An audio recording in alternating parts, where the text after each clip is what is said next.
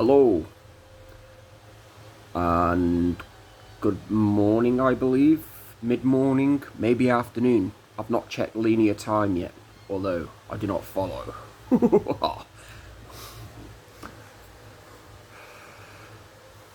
Right, so I'd like to touch on a few subjects today that could potentially help a lot of people currently seeking after God's presence via the Holy Spirit. Jesus' presence via the Holy Spirit. First of all, if you're trapped and enslaved within this universe way of thinking, you need to shed the universe way of thinking. Now, this subject alone is probably going to get a lot of bashing. I honestly couldn't care less, because I know the truth, and the truth shall set you free. The problem with this universe theory, that if people want something, then they have to put it out into the universe in order to attract it. That's not true. Because as sad as this is, and as sad as it seems, and as much as as much as I would like everyone to be, not everyone are. Many are called, but few are chosen. Not everyone upon the face of the earth are chosen. Not even those that pretend to be followers of Christ are chosen, because they are still under demonic influence.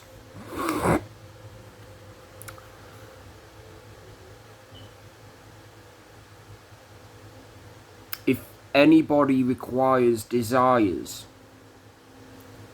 rather than put it out into the universe that could potentially have demonic attachments as well as influences behind it, put it up into heaven above and pray in regards to whatever it is you want. A new job role, finance, healthy connections with other people, let's say you have a tooth decay like myself, and you want to get it repaired. All of these things. Illnesses again.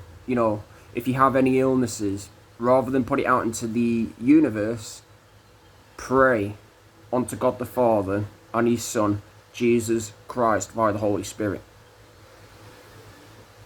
And I can guarantee you instantly, you will either get a red light, an amber light, and a green light. The red light being a no-go zone, because he's got something bigger and better up his sleeve. Amber being, please wait and be patient. And green, go right ahead. It's all done. Prayer accepted. The point I'm trying to make is linear time is completely different to God's timeline. A day alone, like I said, is the equivalent to 1,000 years. And God can get so much done in that time when we're too busy fretting, freaking ourselves out, planting all of these demonic seeds, as you will, like, oh, we're never going to get this, we're never going to get that, we're never going to have this, we're never going to have that. When little did we know, we have a God that is working behind the scenes. We have a God that is working behind closed doors within our presence. Whether we can see it, whether we know it, that's entirely different. But He is. So, to any people out there wanting to seek after God, lose this ideology of, if you're wanting something, manifest it into the universe. Because, like I said, not every single person upon the face of the earth are born again, spiritual Christians. They are demonically influenced. And you are making blood pacts with the devil. And you are essentially trampling the blood of Christ without even realising it. And that right there is going to cost you dearly. Believe you me, take it from someone that knows what he's talking about. Second subject.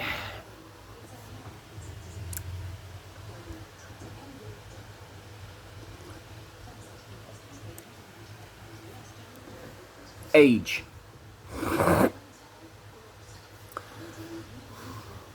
In the Bible, going back to Abraham days, biblical age, people were proven to live up to the age of 400, 500, 700, even 1,000 in some cases.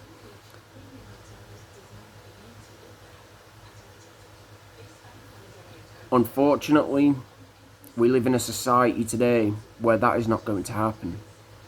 As much as I'd like it to happen, it's not going to happen. Due to our GMO modifications in food, our tap water riddled with inorganic chemical compounds that's deliberately causing psychological damage later on.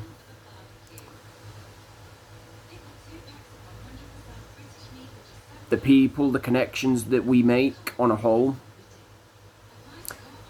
it's not going to happen.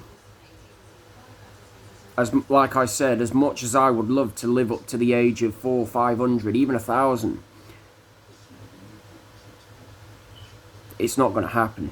It's not realistic. The average lifespan now, given today's society and the way things are, is no more than 125 years plus, depending on if you eat right, sleep right, look after the physical body, keep away from drama, stupidity, foolishness within other people. Love yourselves, but not from the world's perspective. Love yourselves from biblical perspective. Is it possible for somebody to live even up to the age of 400, 500, or even 1,000? It's highly unlikely, like I said, given today's society and all, and the way people are towards one another. But it is possible. Slim chance possible. Very unlikely, but possible. I mean, people have been known to have died up to the age of 113, 115, 120 years, I believe. There have been stories of people dying at that age. Sadly, it's not the 4, the 5, nor the 1,000 year mark even. But I believe, like I said, if you put in the psychological work in here, and you put the work in here, and you continuously go at war with yourself in order to fight whatever demonic influences you're holding on to still, via the presence of God, you could potentially live, like I said, up to the 125 years. And if you're blessed enough, you may even get to live longer than that. Again, it sounds far-fetched to many due to the way that they think, their limited ways of thinking, but it's the truth. And the third one being, not everyone that claim to be a spiritual, born-again Christian are Christian. Some are merely wolves within sheep's clothing. Talking from experience and past experiences, I would go on rants from time to time from the way that, I've been taken advantage of all of this time, and I would sometimes swear.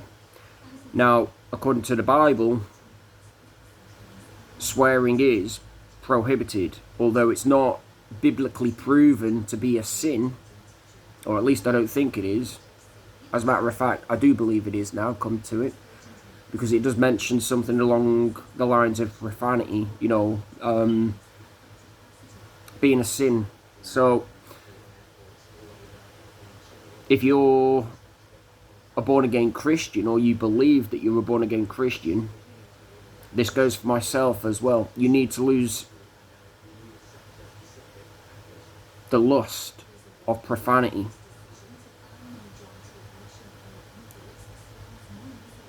I don't care what anyone has to say. Oh yes, well, profanity, you know, makes those with a high intelligence live longer. Yeah, no, it doesn't. You know, because behind every word, you know, is a demonic influence. Behind every good word, there's an angelical influence. Know the difference. And when I say angelical difference, I'm referring to the Holy Spirit's presence.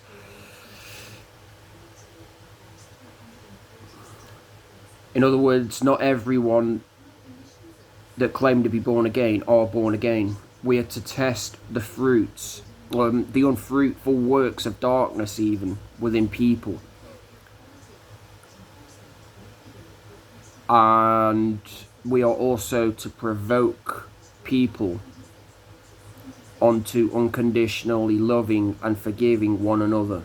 It is what God would want us to do as His creation. I've got 101 in there at the minute, but there's 3 important subjects that I wanted to get out there to you people. Otherwise, I'm not going to have any phone memory left in order to get all 101 out there. Although 97 now. But yes, take something from this video, learn from it, apply it to your lives, and you will notice the results. The results talk. And don't be deceived into thinking, oh yes, well, your results come from the universe. It comes from people's judgment, self-righteous judgment. No, that is a load of nonsense. It comes from God the Father and His Son, Jesus Christ, via the Holy Spirit's presence. So, like I said, keep up the good work, my 144 thou out there. Keep on seeking, and ye shall find. But most of all, and most importantly, don't fear the idea of going at war with yourself from time to time, because you are also shifting false beliefs, ideologies, conditions, and only God knows what else. And if that means if that means receiving a reward later on for all of the work that nobody knows what's going on, with tons and tons and tons of information that could potentially change the world and make it a brighter place, what have you got to lose? It might be uncomfortable, but like I said, it's absolutely worth it. So, there you have it.